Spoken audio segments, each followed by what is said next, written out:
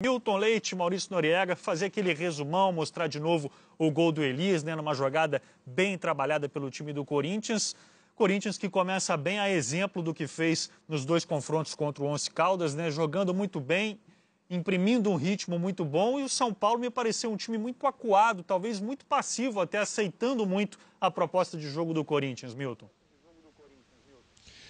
Olha, Bruno, eu tenho a impressão que nem mesmo o Tite, né, que é um cara sempre muito otimista, ele poderia imaginar que teria 3 semanas, como ele teve essas últimas no Corinthians, né, de maneira tão positiva, né, porque ele conseguiu contra o Once Caldas, que eram confrontos de muita tensão, liquidaram na primeira partida aqui.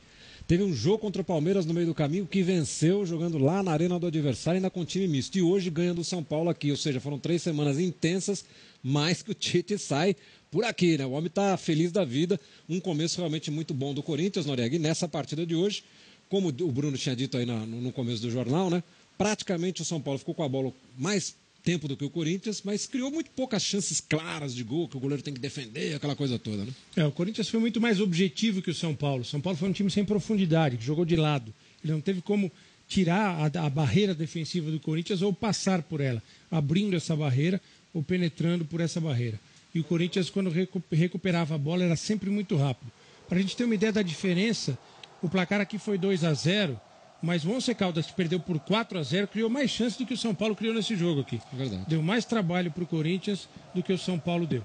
E essa intensidade de jogo, volume de jogo que o Corinthians tem, incomoda muito o adversário. O adversário pega a bola, tem 2, 3 marcadores do Corinthians perto, ele já dá uma cutucada, usa o corpo, incomoda.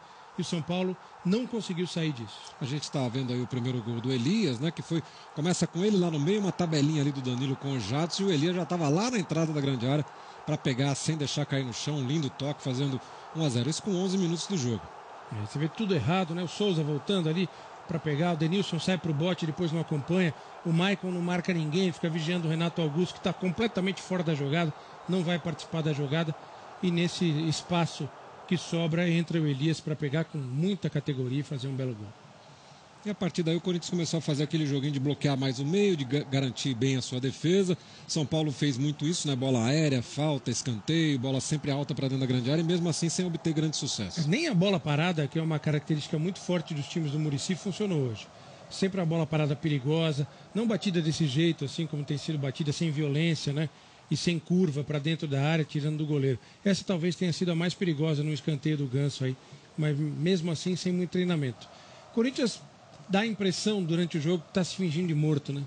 Eu tô aqui, tô segurando o resultado. 1-0 tá bom, vou ficar aqui. Aí de repente pega a bola, 2, 3 toques, tá criando uma oportunidade. E esse meio campo, né, William? Com o próprio Danilo que toca bem, o Jadson, o Elias, Renato Augusto, com toques de primeira sempre muito rápidos, né? Eles tumultuam a defesa adversária. Toques envolventes de primeira, com qualidade, envolve. Aí quando a gente vê o lance que originou o segundo gol, a gente já falou aqui, né, Milton, que foi um lance faltoso do Emerson, mas você vê, ele espera, o Elias penetra, e aí o Jadson, com muita tranquilidade, consegue driblar, mais um escorregão na partida, o que facilitou a finalização dele.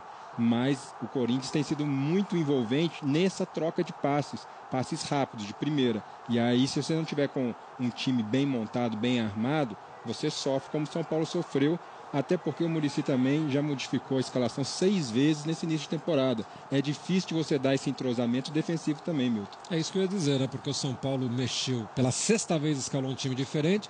O Corinthians vem praticamente com o mesmo time desde o primeiro jogo lá do Campeonato Paulista, desde os jogos contra o Once Caldas. A única alteração foi essa saída do Guerreiro suspenso para a entrada do Danilo, né? O resto do time é tudo a mesma coisa. E o padrão, né? Porque perdeu o Lodeiro, que seria o titular, pelo menos nesse início de temporada, segundo o próprio Tite tinha falado. E aí entra o Jadson, mas com o padrão já montado. Quando você perde o Guerreiro, que talvez fosse um temor, porque é um jogador com uma característica meio que única no elenco, agora chegou o Wagner Love, aí você vem o Danilo, que consegue fazer jogos, seja na meia, seja de um falso centroavante, e dar esse volume, ajudar a equipe a não perder a característica dela de toque rápido. Muito bem, e até o final, Danilo teve 2 chances em chutes de fora da grande área, mas hoje o pé não estava tão bem calibrado, embora ele tenha participado muito bem do jogo. Temos uma imagem aqui do torcedor de São Paulo que continua aqui na Arena Corinthians, né, como determinação da Polícia Militar. O pessoal vai ficar aí até por volta de 1 da manhã, até que toda a torcida do Corinthians vá embora, ou de metrô, ou de trem, ou de ônibus, enfim, para só aí o torcedor do São Paulo ser liberado para evitar que haja um encontro ali do lado de fora entre os torcedores. A torcida do Corinthians aqui no estádio já não tem mais ninguém, mas lá do lado de fora ainda tem muita gente buscando a estação do metrô para garantir o seu trem, né? Para garantir a ida embora para casa. Aí estamos vendo a imagem da saída do torcedor do Corinthians.